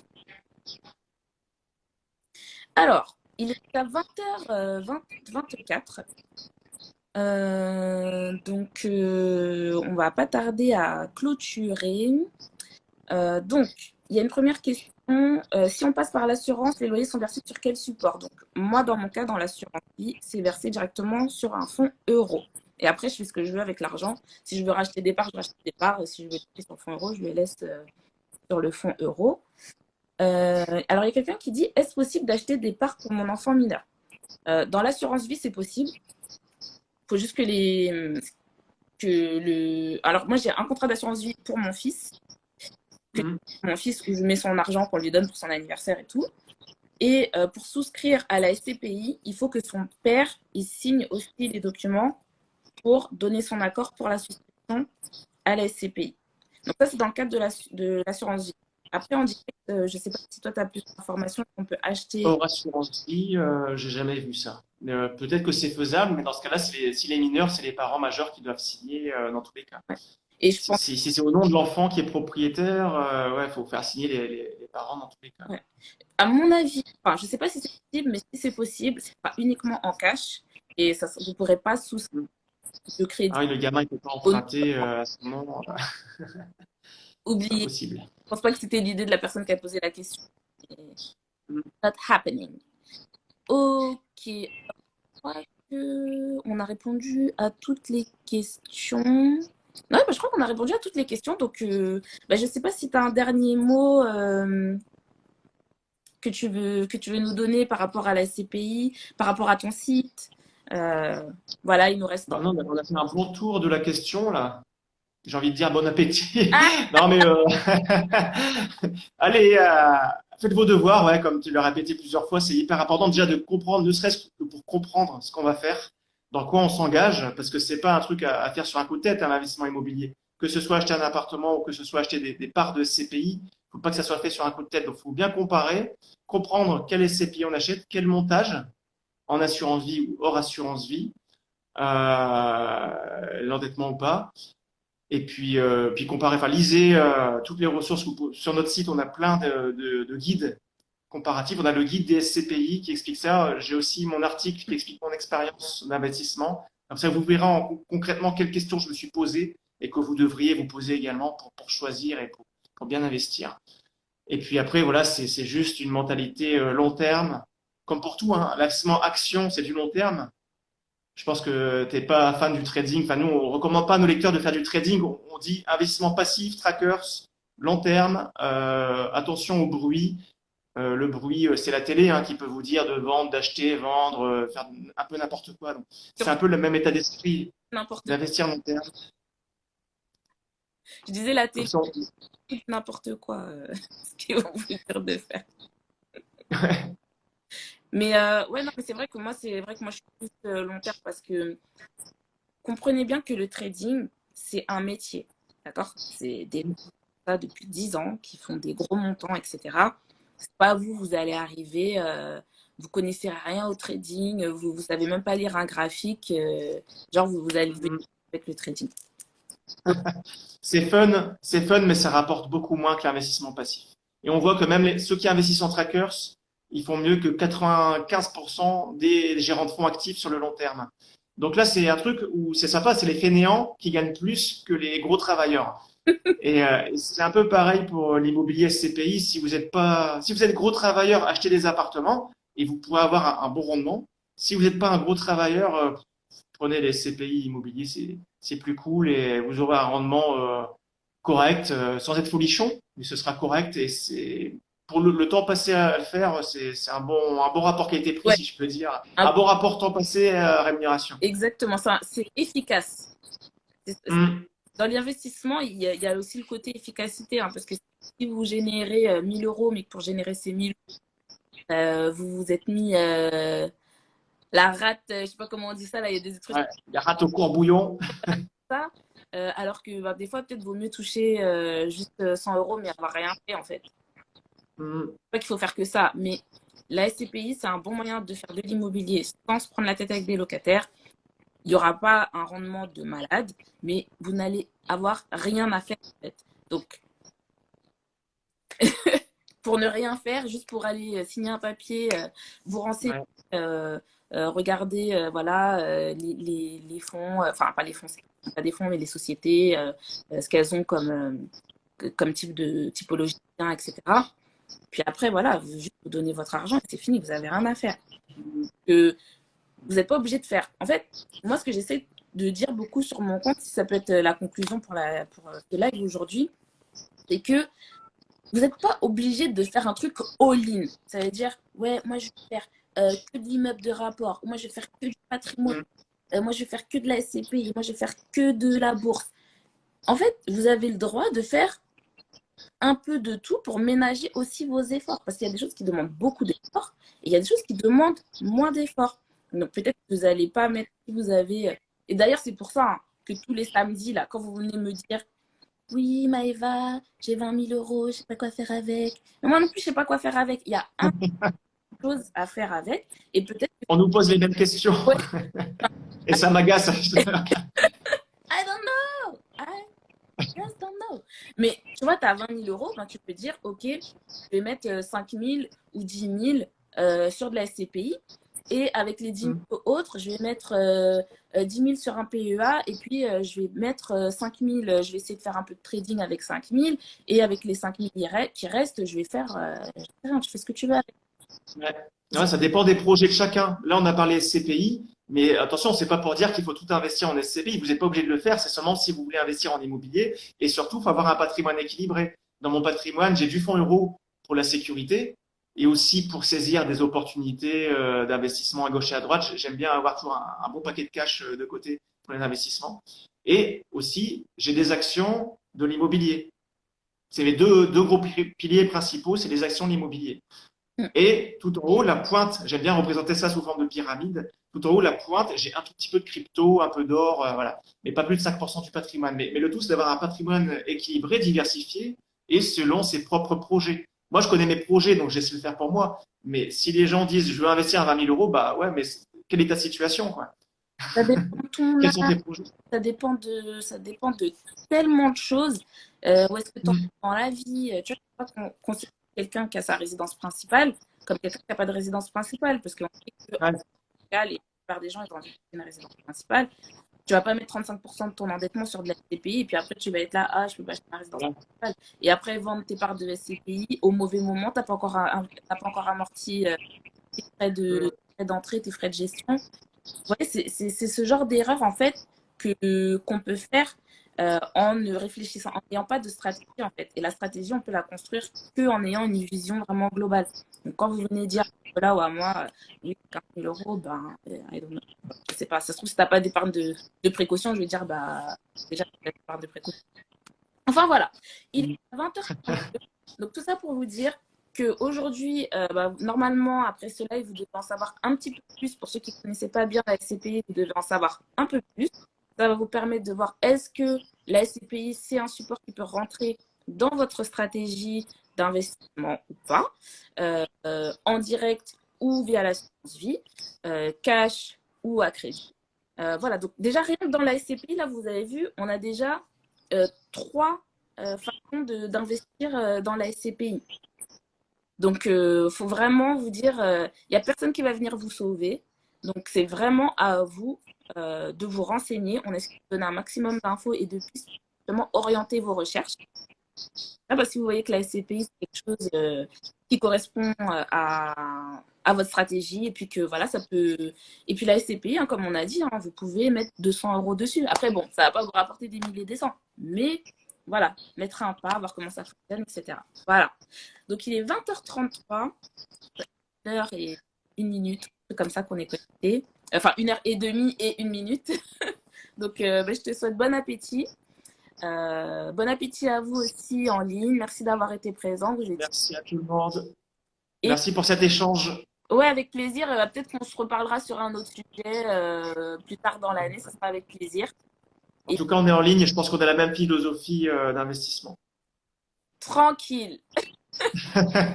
Tranquille. Tranquille. Allez, bonne soirée tout le monde. Merci pour votre À temps. bientôt. Bye. Salut.